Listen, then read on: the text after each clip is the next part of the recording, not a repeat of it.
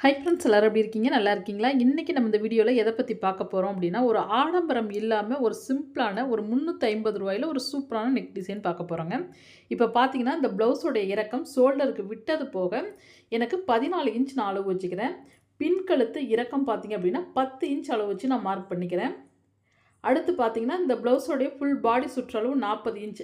அப்ப 40 இன்ச் பாடி சுற்றளவு அப்படின்னா, நம்ப சரியா சைடுல 10 இன்ச் அளவு வைங்க. தையலுக்கு 1 1/2 இன்ச் எக்ஸ்ட்ரா நான் அளவு வச்சுக்கிறேன். இங்க 1 1/2 இன்ச் எக்ஸ்ட்ரா அளவு வச்சுட்டு, ஆம்கோல் இறக்கம் நான் 6 இன்ச் அளவு வச்சுக்கிறேன். அளவு வச்சுட்டு, இப்ப கழுத்துடைய அகலம் நான் சரியா 3 இன்ச் அளவு வச்சு மார்க் பண்ணிக்கிறேங்க. ஷோல்டர் பார்த்தீங்க அப்படின்னா, தையலுக்கும் எல்லாம் டோட்டலா சேர்த்து நான் 3 1/2 இன்ச் அளவு எடுத்திருக்கேன். இப்ப மறுபடி பார்த்தீங்க அப்படின்னா, நம்ம ஒரு பாக்ஸ் மாரி போட்டுக்கலாம். எல் ஷேப்ல நான் மார்க் பண்ணிக்கிறேன். அதுக்கு முன்னாடி பார்த்தீங்க அப்படின்னா, இந்த இடத்துல நான் கழுத்துடைய அகலத்த இங்க மேல வந்து கழுத்துடைய அகலம் 3 இன்ச் வச்சேன். இதே கீழ வந்து பார்த்தீங்கன்னா, கழுத்துடைய அகலத்த நான் 3 1/2 இன்ச் வச்சுக்கிறேன். கழுத்துடைய அகலம் சரியா நான் 3 1/2 இன்ச் அளவு வச்சு மார்க் பண்ணிக்கிறேன். 3 1/2 இன்ச்ல இப்படி மார்க் பண்ணிட்டு பாஸ் ஷேப்ல வரைஞ்சுக்கிறேன். இந்த கஸ்டமர் வந்து பார்த்தீங்க அப்படின்னா, போட் நெக் தான் கேட்டிருக்காங்க. இவங்களுக்கு வந்து நல்லா மேல கொஞ்சம் குறுகலாவும், கீழ நல்லா ரவுண்ட் ஷேப்ல நல்லா அழகா ரவுண்டா வரணும்னு சொல்லியிருக்காங்க. கழுத்து நல்லா அகட்டி கேட்டிருக்காங்க. இப்ப அதுக்கு நான் எப்படின்னா, ஷோல்டர்லேருந்து ஒரு 4 இன்ச் அளவு வச்சு மார்க் பண்றேன். 4 இன்ச் அளவு வச்சு மார்க் பண்ணிட்டு, இப்ப ஸ்கேல இப்படி குறுக்கு அப்படி ஒரு கோடு போட்டுருவோம்.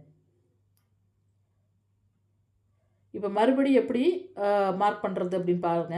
இந்த இடத்துலேருந்து 1 இன்ச் அளவு வைங்க. இந்த கோட்லேருந்து 1 இன்ச் அளவு வச்சு, அப்படியே வந்து ஷேப் குடுத்து வரைஞ்சிக்கிங்க.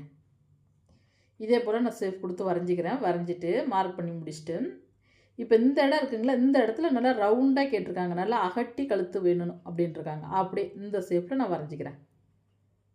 இந்த ஷேப்ல அப்படியே மார்க் பண்ணிட்டு, இப்ப மெயினா பார்த்தீங்க அப்படின்னா, அந்த கோட்ட தாண்டி உங்களுக்கு எத்தனை இன்ச் நீங்க அளவு வைக்கணும் அப்படின்னு பார்த்தீங்கன்னா, நல்லா அப்படியே அச்சா வரைஞ்சிக்கிறேன். இப்ப நான் பாஸ் ஷேப்ல கோடு மாரி போட்டிருக்கேங்கல்ல, நேரா கோடு போட்டிருக்கேன் பாருங்க. அத தாண்டி நான் சரியா எத்தனை இன்ச் அளவு வச்சிருக்கேன்னா, 1 இன்ச் அளவு வச்சிருக்கேன்.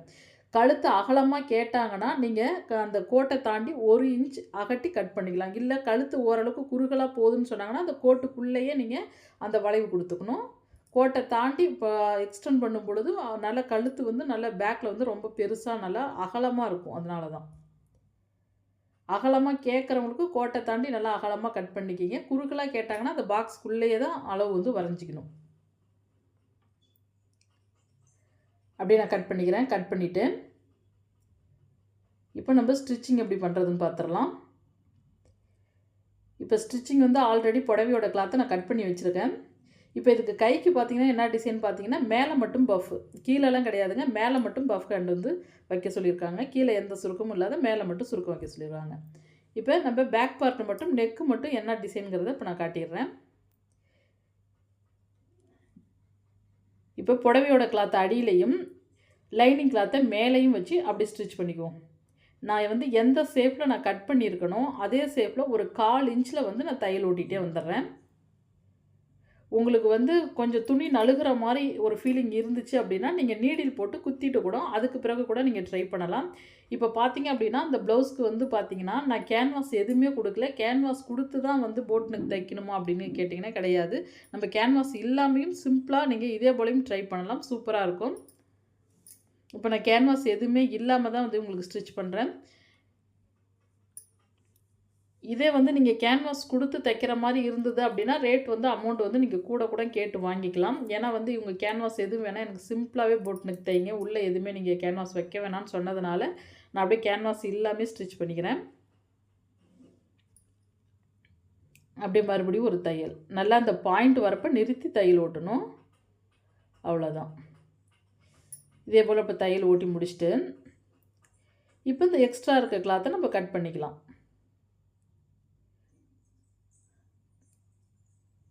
இப்போ நான் இந்த எக்ஸ்ட்ரா இருக்குல்ல, டோட்டலா எக்ஸ்ட்ரா இருக்க கிளாத் எல்லாமே கட் பண்ணி எடுத்துக்கிறேன்.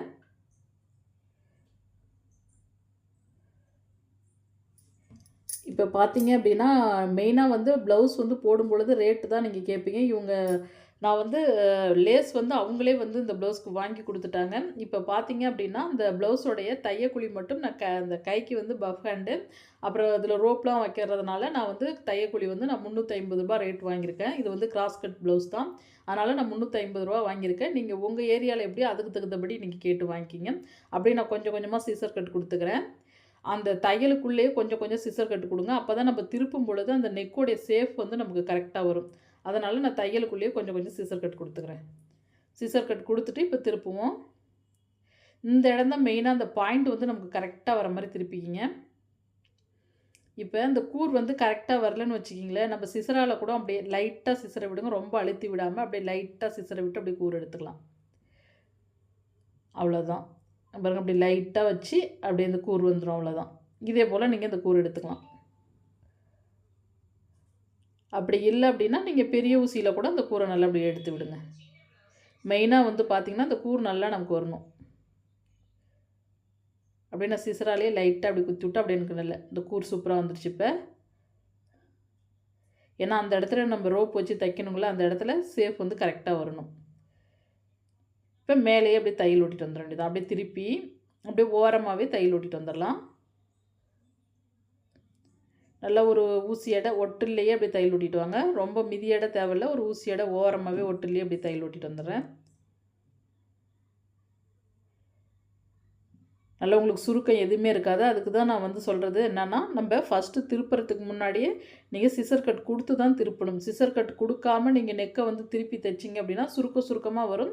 கழுத்து ஷேப் வந்து நமக்கு சரியா வராது. அதனால ஃபர்ஸ்ட்டே சிசர் கட் குடுத்து திருப்புங்க. நல்லா ஃபுல் அகலம் கேட்டிருக்காங்க. ஏன்னா, ஒரு சில கஸ்டமர்ல நெறைய பேர் இருக்காங்க. நல்லா கழுத்து வந்து நல்லா அகலமா போடுற கஸ்டமர் இருக்காங்க. கஸ்டமர் எப்படி கேட்குறாங்களோ, அவங்க விருப்பத்துக்கு தகுந்தபடி நம்ம செஞ்சு குடுத்துக்கலாம்.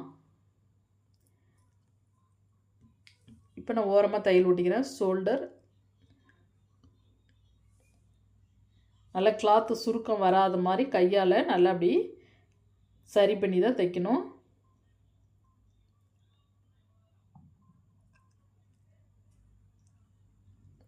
இதே போல இப்படி தையல் ஒட்டிக்கிங்க.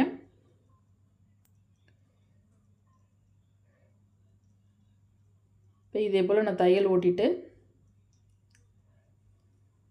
இப்ப இடையில வந்து இவங்க வந்து நம்ப பார்த்தீங்கன்னா, நான் டிசைன் பண்றத ஃபுல்லுமே பாருங்க. ஸ்கிப் பண்ணாம பாருங்க. உங்களுக்கு புரியணும் அப்படிங்கிறதுக்காக நான் அந்த ப்ளவுஸ் டிசைன் வந்து பொறுமையா தான் சொல்லிக் குடுக்குறேன். இப்ப தச்சு முடிச்சுட்டு, இப்ப எக்ஸ்ட்ரா உள்ள கிளாத்த கட் பண்ணிக்கணும். இப்ப இந்த எக்ஸ்ட்ரா பிசுறு தெரியிறது எல்லாமே டோட்டலா கட் பண்ணி எடுத்துக்கிறேன்.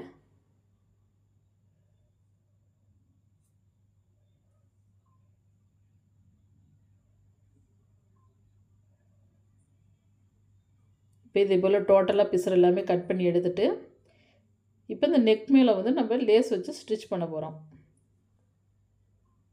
உங்களுக்கு யாராவது ரொம்ப அர்ஜென்ட்டா எனக்கு டிசைன் ப்ளவுஸ் வேணும் அப்படின்னு கேட்டாங்க அப்படின்னா, போட் நெக் கேட்டாங்கன்னா, நீங்க இப்படி பண்ணி விட்டுருங்க. உங்களுக்கு ரொம்ப ரொம்ப ஒரு ஈஸியான முறையா இருக்கும் இது வந்து. இப்ப அடி பாட்டம் வந்து நான் ஒரு 1 1/2 இன்ச் மடிச்சு அடிச்சுக்கிறேன். இப்ப நீங்க அடி பாட்டத்துக்கு நீங்க எத்தனை இன்ச் அளவு வச்சுருக்கீங்களோ, அதுக்கு தகுந்தபடி நீங்க அடியில மடிச்சு அடிச்சீங்க. நான் ஒரு 1 1/2 இன்ச்ல அடிப்பாட்டம் இப்ப மடிச்சு அடிச்சுக்கிறேன். மடிச்சு தச்சுட்டு ஷோல்டர சென்டர் பண்ணி 2 டாட் பிடிச்சுக்கிங்க.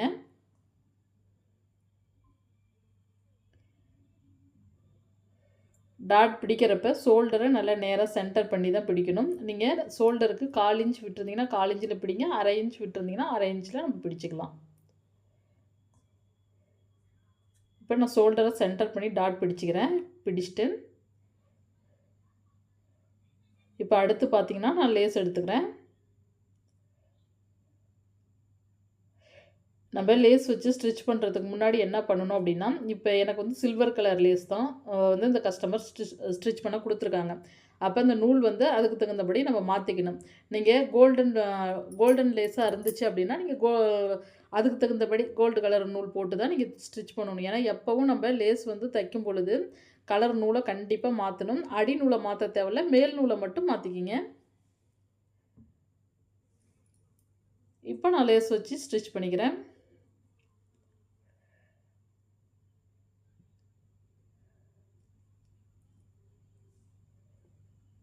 இப்போ இந்த லேஸ் வச்சு ஸ்டிச் பண்ணும் பொழுது ஃபஸ்ட்டு ஓரமாக தையல் ஓட்டணும். நல்லா அப்படி நல்லா துணி மேலேயே வச்சு நல்லா அந்த துணி வந்து எக்ஸ்ட்ரா வெளியில் தெரியக்கூடாது. அந்த கிளாத் வந்து அந்த புடவையோட கிளாத்து தெரியக்கூடாது. அந்த நெக்கு தெரியக்கூடாது. சமமாக வச்சு அப்படியே அந்த நெக்குக்கு ஓரத்துலேயே பக்கத்துலேயே வைங்க. இதே போல் லேஸை வச்சு அப்படியே அந்த கூர் மாதிரியே நம்ம லேஸையும் மடக்கணும். இதே போல் நல்லா இப்படி மடிச்சிங்கன்னா தான் உங்களுக்கு கரெக்டாக வரும்.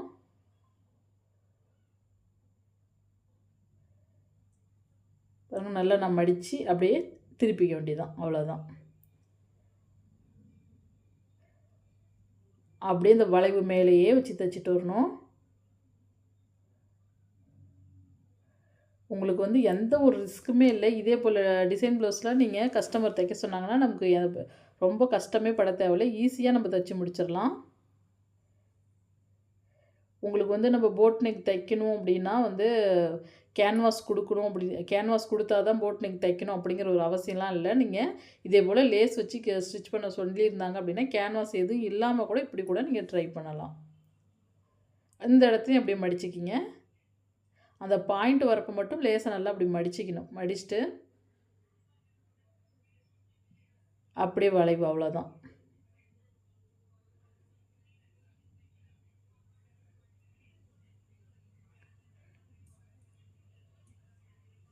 இப்போ தையல் ஓட்டியாச்சுங்களா? தையல் ஓட்டிட்டு மறுபடியும் இந்த லேஸ் தூக்காமல் இருக்கணும். அதுக்காக மறுபடியும் இன்னொரு தையல்.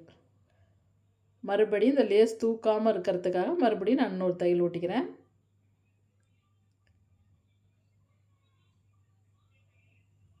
அப்படியே ஓரமாக தையல் ஓட்டிகிட்டு வந்துடுங்க. லேஸ் தூக்காத அளவுக்கு தையல் ஓட்டிகிட்டு வந்துடுங்க. நல்லா அந்த லேஸை வந்து படிமானமாக வச்சு இப்போ இதே போல் லேஸ் வந்து நீங்கள் தைக்கும் பொழுது லேஸ் வந்து நல்லா வளைஞ்சு கொடுக்கணும். நீங்கள் நல்லா டெம்பராக இருக்க லேஸ்லாம் வச்சிங்க அப்படின்னா அந்த ரவுண்டுக்கு வந்து சேஃப் வந்து கரெக்டாக வராது. எப்பவும் நீங்கள் நல்லா இப்படி லேஸை நீங்கள் எடுக்கும் பொழுதே அந்த ரவுண்டாக வச்சு பாருங்கள். அப்போவே உங்களுக்கு தெரியும். நல்லா வளைஞ்சு கொடுக்குற லேஸ் தான் இந்த நெக்குக்கு வந்து நம்ம வைக்கணும். நீங்கள் வளையாத லேஸ், டெம்பராக உள்ள லேஸை வச்சிங்கன்னா உங்களுக்கு தூக்கிட்டு இருக்க மாதிரி இருக்கும். ஃபினிஷிங் கரெக்டாக வராது. இப்போ லேஸ் வச்சு ஸ்டிச் பண்ணியாச்சுங்களா? அடுத்து நம்ம இந்த ப்ளவுஸ்க்கு வந்து ரோப் ரெடி பண்ணிக்குவோம்.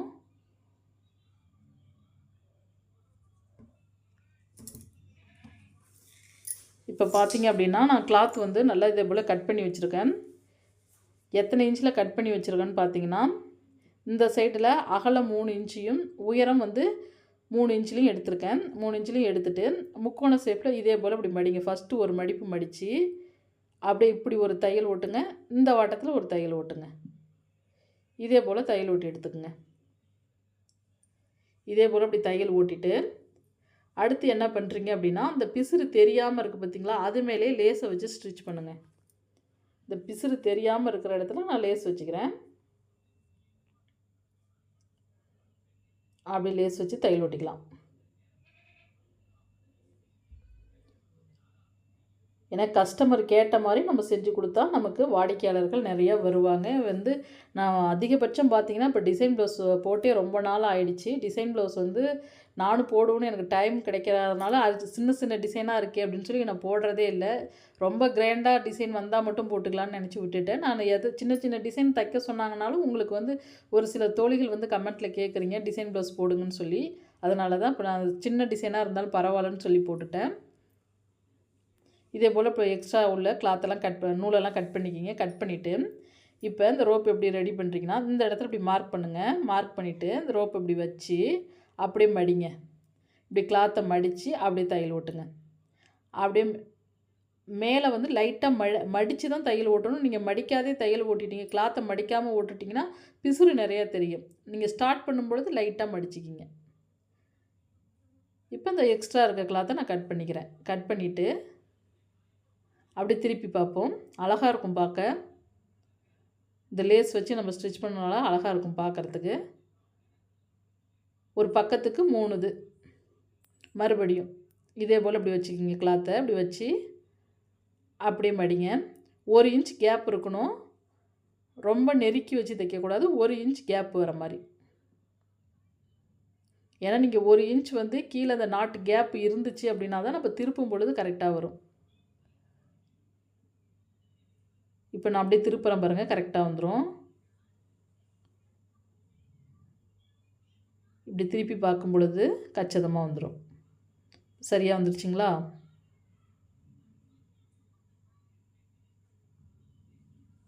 இப்போ மறுபடியும் இன்னொன்று அப்படியே 1 இன்ச் கீழே கேப் விட்டு அதுக்கப்புறம் ரெடி பண்ணிக்கணும். மேலே மட்டும் அப்படியே லைட்டாக மடிங்க. மடித்து அப்படியே தையல் ஒட்டிக்க வேண்டியதான். தையல் ஒட்டிட்டு இப்போ இந்த எக்ஸ்ட்ரா உள்ள கிளாத்தை கட் பண்ணிக்கலாம்.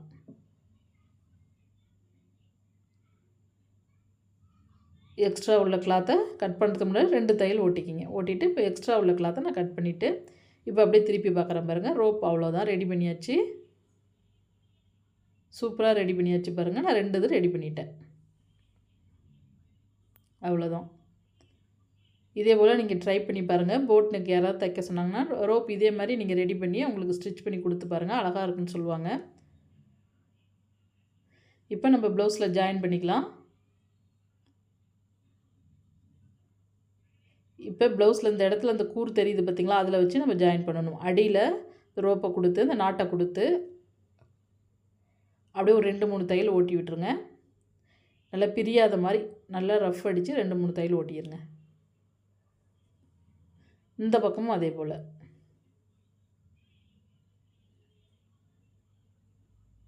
அடியில் கொடுத்து அப்படியே நல்லா ரஃப் அடித்து தையல் ஓட்டிக்க வேண்டியதான். அவ்வளோதான், சிம்பிளாக நம்ம தைச்சி முடிச்சாச்சு. டிசைன் ப்ளவுஸ் அவ்வளோதான். டிசைன் ப்ளவுஸ் கஷ்டமே இல்லாத இதே போல் ஈஸியான டிசைன் ப்ளவுஸ்லாம் நீங்கள் ட்ரை பண்ணி பாருங்கள். இப்போ பார்க்க எவ்வளோ சூப்பராக லுக்காக அழகாக இருக்குன்னு பாருங்கள். நீட்டாகவும் இருக்கும் நமக்கு. சரிங்க ஃப்ரெண்ட்ஸ், நீங்களும் இதே போல் ட்ரை பண்ணுங்கள். இப்போ தான் நம்ம சேனலை ஃபஸ்ட் டைம் பார்க்கணும், சப்ஸ்கிரைப் பண்ணுங்கள். உங்கள் ஃப்ரெண்ட்ஸுங்களுக்கு ஷேர் பண்ணுங்கள். கண்டிப்பாக போட் நெக் நீங்களும் ட்ரை பண்ணி பாருங்கள். பார்க்க எவ்வளோ அழகாக சூப்பராக இருக்குது பாருங்கள். நெக்ஸ்ட்டு இன்னொரு உற்சாகமான வீடியோவில் பார்ப்போம். Bye friends.